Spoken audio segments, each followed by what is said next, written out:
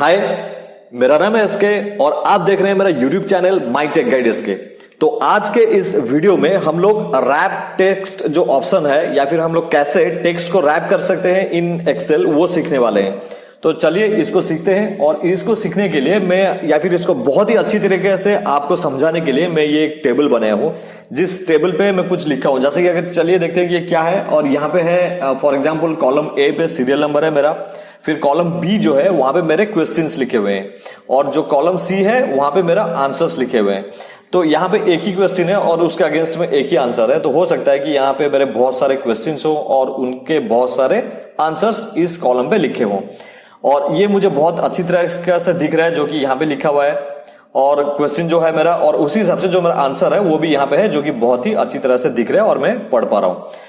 तो अगर आपके पास ऐसे ऑप्शन आते हैं जहां पे आपको ऐसे क्वेश्चंस या आंसर्स लिखने पड़ेंगे, जो कि आपको कॉलम ऐसे यहाँ पे क्वेश्चंस हो सकते हैं और यहाँ पे आंसर हो सकते हैं, तो उसको आप कैसे ऐसा सेट करके रखेंगे या फिर अलाइन करके रखेंगे या फिर अरेंज करके रखेंगे, जैसे कि यहाँ पे मैं डेटा इस टेबल पे डेटा हो या टेक्स्ट हो, जैसे इस टेबल पे अरेंज्ड होके है। तो चलिए देखते हैं। और अभी एक काम करते हैं कि हम लोग खुद इसको कॉपी पेस्ट ना करके टाइप करके यहाँ पे लिख के देखते हैं कि जैसे यहाँ पे मेरा इस सेल पे जैसे ये क्वेश्चन मेरा सेट होके है और इस सेल पे जैसे मेरा आंसर सेट होके है वो यहाँ पे हो रहा है या नहीं हो रहा है। तो चलिए कोई नया क्वेश्चन आंसर लेने से पहले इसी को ही लिखते हैं या फिर टाइप करते हैं, देखते हैं कि क्या होता है। ओके, यहाँ पे क्या लिखा हुआ है कि I am a graduate and I have little knowledge. Okay, I have little knowledge about MS office and also I do not speak fluent English. Then how can I get a decent job? Then question mark। चलो बहुत अच्छा हो गया। ये जैसे ऊपर लिखा हुआ है और नीचे भी वैसे ही दिख रहा है। अभी एंटर प्रेस करते हैं। अभी जब मैं यहाँ पे एंटर प्रेस किया हूं तो मेरे ऊपर यहाँ पे जो सेम क्वेश्चन लिखा हुआ है तो बहुत ही अच्छी तरीके से मैं पढ़ पा रहा हूं, लेकिन यहाँ पे नीचे जो है यहाँ पे मैं ठीक से पढ़ नहीं पा रहा हूं, क्योंकि कुछ चीजें यहाँ अंदर बाएं तरफ चले गए हैं और कुछ चीजें यहाँ दाहिने तरफ चले गए हैं। तो ये क्या हो रहा है कि आपका ओवरफ्लो हो रहा है या ओवरलैप हो रहा है, या फिर हम लोग इसको नॉर्मली ओवरफ्लो ही बोलते हैं। तो ये थोड़ा अजीब सा हो रहा है, मुझे पढ़ने में प्रॉब्लम होगा क्योंकि मुझे फिर स्क्रॉल करके राइट में जाना पड़ेगा, और अभी तक मैं यहाँ पे मेरा आंसर भी नहीं लिखा हूं।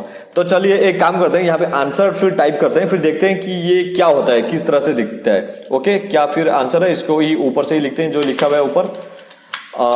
Okay, to learn MS office and spoken English in free of cost subscribe to the YouTube channel My Tech Guide SK, then watch videos and learn in free।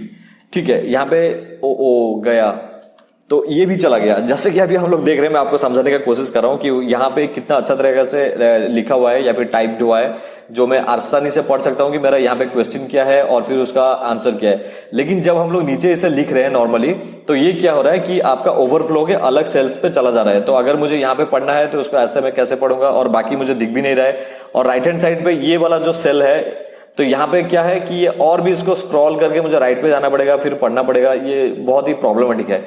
तो जैसे ऊपर है वैसे हम लोग हमारे इस टेक्स्ट को कैसे सेट कर सकते हैं या अरेंज कर सकते हैं। तो इस जगह पे आपको जो काम आने वाला फॉर्मूला है या फिर जो एक्सेल का ऑप्शन है उसको वो है रैप टेक्स्ट।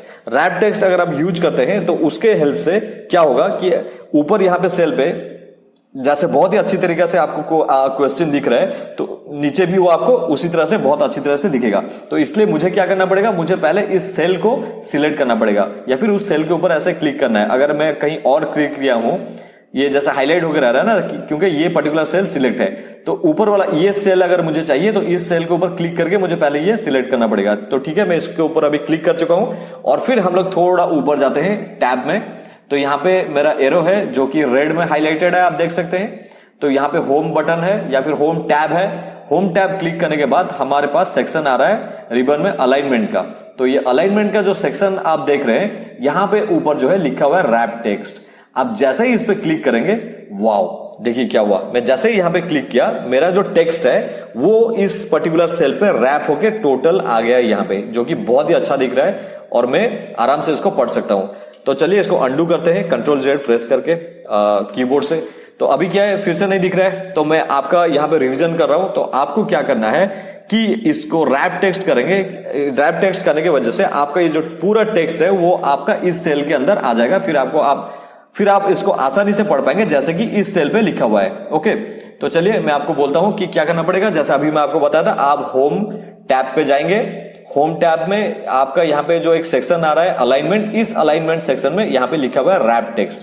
तो जैसे ही आप इसे क्लिक करेंगे आपका पूरा का पूरा टेक्स्ट यहाँ पे रैप होके इस सेल के अंदर आ जाएगा और फिर आप आसानी से इसको पढ़ पाएंगे। बहुत अच्छा है। लेकिन मैं आपको हमेशा बोलता हूं मेरे सारे ऑलमोस्ट वीडियो पे, जहां पे भी ऑप्शन है कि आप शॉर्टकट कीज यूज कर सकते हैं कीबोर्ड पे, तो आप कृपया उसे यूज कीजिए।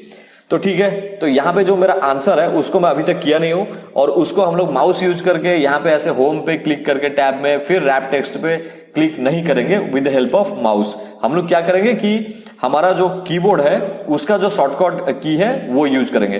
तो इसके लिए क्या करना पड़ेगा, मुझे सिर्फ इस जैसे ये टेक्स्ट रैप्ड है तो यहां पे इस टेक्स्ट को रैप करने के लिए मुझे प्रेस करना है, एक के बाद एक कीज प्रेस करता जाऊंगा और मैं छोड़ता जाऊंगा और बिल्कुल यहां पे जो टेक्स्ट है वो इस सेल की तरह रैप होकर आ जाएगा। तो वो क्या है, वो है मेरा Alt H और W। तो जैसे ही मैं Alt H W मतलब एक की Alt प्रेस किया फिर छोड़ दिया, फिर H प्रेस किया फिर छोड़ दिया, फिर W प्रेस किया फिर छोड़ दिया, तो जैसे ही मैं Alt H W किया ये जो टेक्स्ट है मेरा वो रैप होके यहाँ पे आ गया है। तो चलिए इसे अंडू करते हैं फिर Ctrl Z से। अभी ये मेरा टेक्स्ट इस सेल पर रैप्ड नहीं है, मुझे अभी रैप करना है with the help of shortcut की। तो मैं क्या कर रहा हूं, उसके लिए मैं कर रहा हूं Alt H W। जैसे ही मैं Alt H W किया मेरा ये जो टेक्स्ट है इस पर्टिकुलर सेल पे रैप होके सारा आ गया। ठीक है, अगर मैं सेम इसी सेल को सिलेक्ट करके फिर से अगर Alt H W करता हूं तो जो फॉर्मूला यहां पे लगा हुआ था या जो ऑप्शन यहां पे लगा हुआ था रैप टेक्स्ट का वो यहां से हट गया है। तो उसी सेम शॉर्टकट की से रैप जो टेक्स्ट आपका जो है वो रैप हो सकता है और अनरैप भी हो सकता है। लेकिन हमें यहां पे क्या करना है, रैप करना है। तो चलिए उसके लिए हमें क्या प्रेस करेंगे, कौन सा की, Alt H और W। जैसे ही किए यहाँ पे आपका जो टेक्स्ट है वो रैप हो गया।